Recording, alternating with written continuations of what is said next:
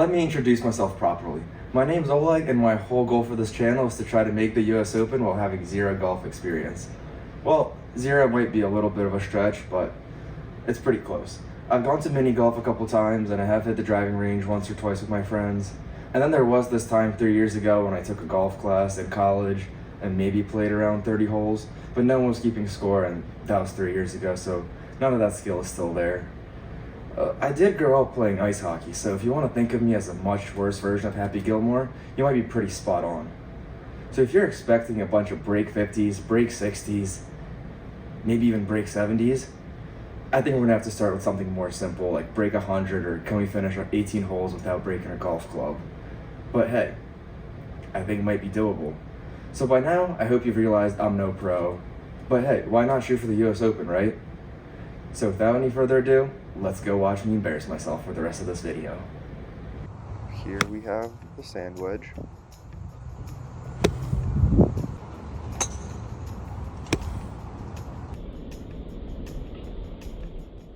And there's the first shank of the day. Now we're moving on to the pitching wedge.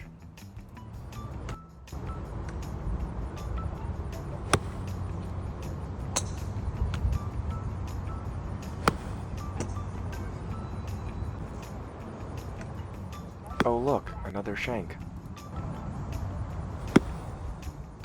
Here we have the 9-iron.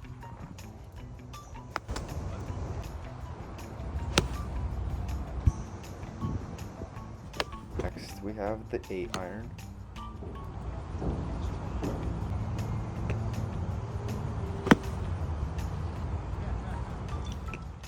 Something tells me this is going to be a long journey.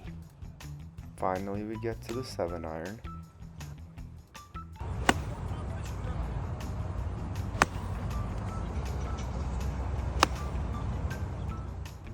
Now here's the 6-iron, the club I can't hit to save my life. Not even one good hit. Moving on to the 5-iron. Finally making our way down to the 5 hybrid.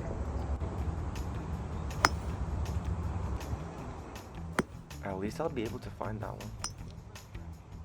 Now a 3-wood off the deck.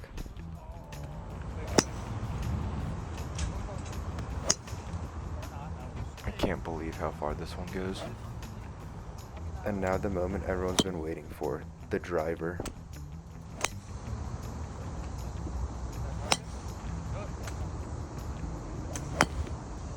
I think this might be the best ball I've hit all day. Over 26 million people play golf every year in the US, and only about 1% of them ever come close to breaking par in their lifetime.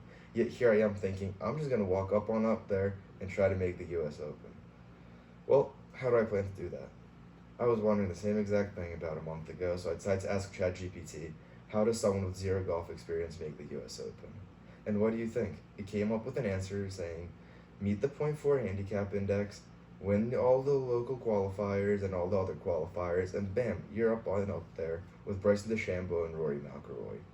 Sounds super simple, right? I'd agree, except for one thing. I'm still spending a half hour looking for my ball after I slice it into the woods. Looking at a timeline of trying to make the US Open, also from ChatGPT, everything looks super promising. First break 90, then break 80, and by the end of the first year, I'll be a +1 handicap. Shoot, that's looking very great. Except for one thing. I have to work a 40-hour work week. So this is about to get interesting.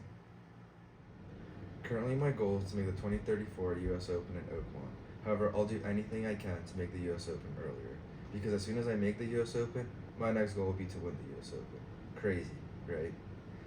I plan to do this by first breaking 100, then breaking 90, so on and so forth until I can become a scratch golfer, which right now seems very far away, but I'll do anything I can to achieve this goal.